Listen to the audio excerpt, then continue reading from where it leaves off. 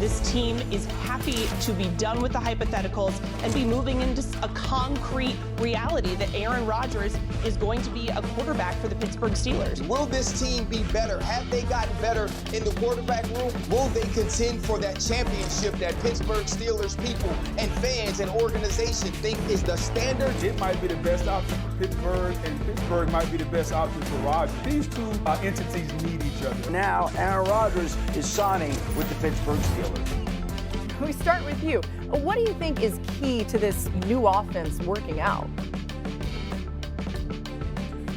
Yeah, Laura, first of all, I'm so fascinated to see the relationship between Aaron Rodgers and Arthur Smith, to see how that whole dynamic worked.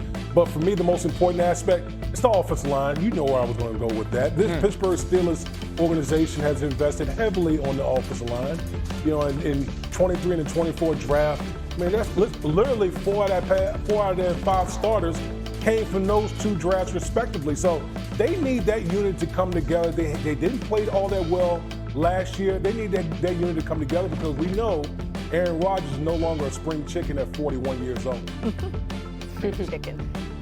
Damian, I'm interested in the relationship between not just Aaron Rodgers and Arthur Smith, but also Aaron Rodgers and DK Metcalf for a couple of reasons. This is not a deep wide receiver group behind him. They need DK to be the #1 receiver that they traded for. And he's an interesting pairing with Rodgers. There's aspects that I think work.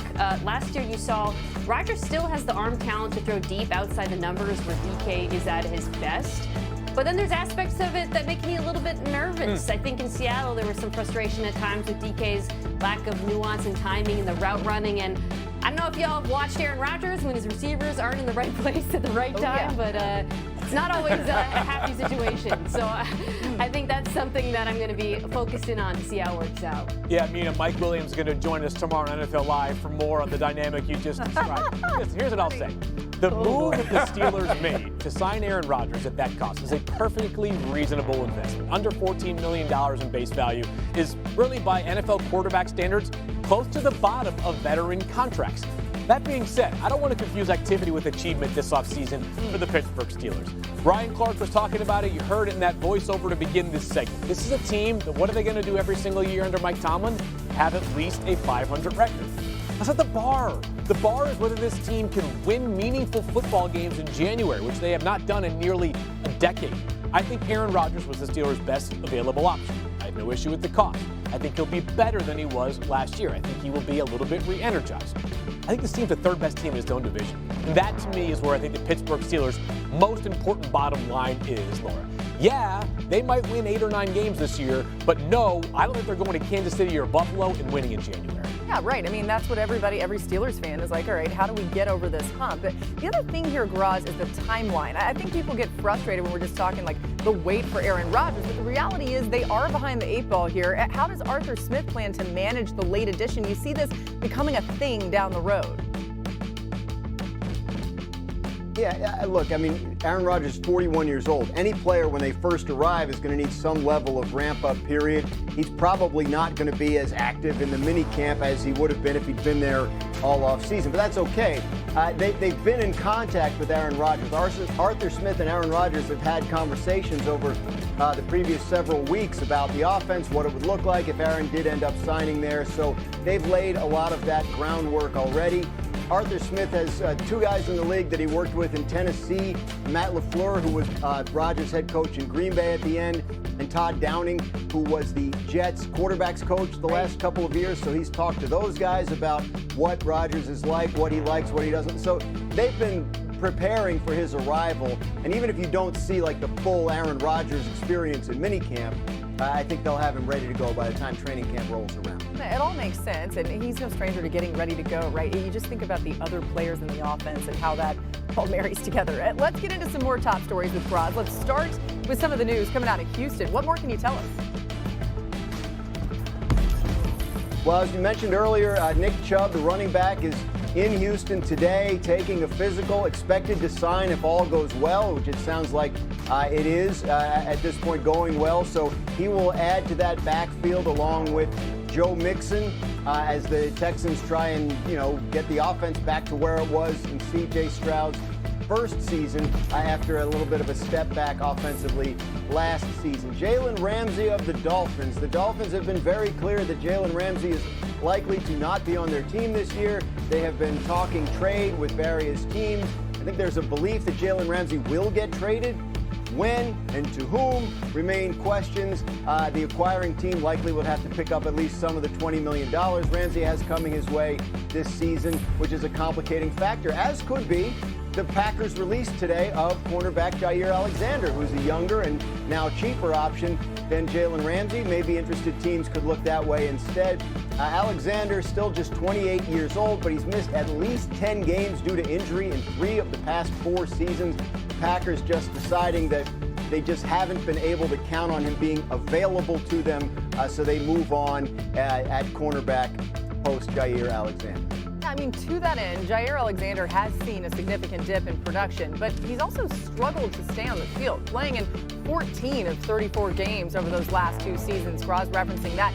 It's a stark contrast to his first 5 seasons in the league, where he was a top 3 defender in terms of pass breakups. The last 2 seasons, though, he ranks 126. And how about this? The Packers have now made it official, releasing Jair Alexander after 7 seasons in Green Bay, posting a thank you, Jair, to him on X. Phil, is Jair Alexander an instant impact for a team out there? I realize health, age, I don't know, maybe it all matters here, but he is only 29. I think people hear the name Jair Alexander, Laura, and they go, all right, let me Google how much cap space my team has left right now. Can I go out there and afford this former All-Pro player at a really important position? Then you kind of look under the hood a little bit and you ask yourself, what kind of player is Jair Alexander viewed as around the NFL now in the open market? You guys mentioned the 14 games over the past 2 seasons, which means 20 missed. Go 2 more years back, 34 of the past 68 games. He's just as likely as he is unlikely to be on the field. On top of that, last year was a very bizarre injury situation. Matt LaFleur seemed like he was beaten down by answering the same questions over and over again. It seemed like Jair was getting closer and closer to returning, and then, boom, no Jair Alexander comes Sunday. I think the market, when he does sign, there will be one, and he could sign very quickly. I think you hear the name Jair Alexander and you expect, again, how much is it going to take? Might be a lot more modest than people currently are forecasting for a player that just a couple of years ago, or 3 years ago, looked like one of the game's best defensive players. Yeah, listen, there's no question that he can play. He's just not available. And we know your best ability is your availability, and that's the case with Jair Alexander, missing all these games with the Green Bay Packers. You can't depend on a player, then obviously you got to move on from the guy. So listen, the guy, no question about it, is still a reputable cornerback. He can still go out there and make plays, but he has to somehow, some way overcome this injury bug that's plagued him over the past, 3 or 4 seasons with him? Yeah, I mean, Nina, Field referenced that maybe this market's going to be a little bit lighter for Jair than we would expect, but are there some teams that you think should be going after him maybe a little more aggressively? Definitely, especially because I'm agreeing with Field. I think it will be a modest contract. I think Jair Alexander, by the way, should see this as an opportunity to rebuild his own value. 1-year prove-it type deal, remind the NFL what he's capable of on a playoff team. And it's playoff teams that I'm eyeballing who have need for maybe not even a starting cornerback depth, but in some cases, I think if it's healthy, certainly be a starting cornerback. I'll point to the Los Angeles Rams. Yep. The Baltimore Ravens come to mind. In the NFC North, the Minnesota Vikings, I think, could also. I thought they might add another corner, and they didn't this year.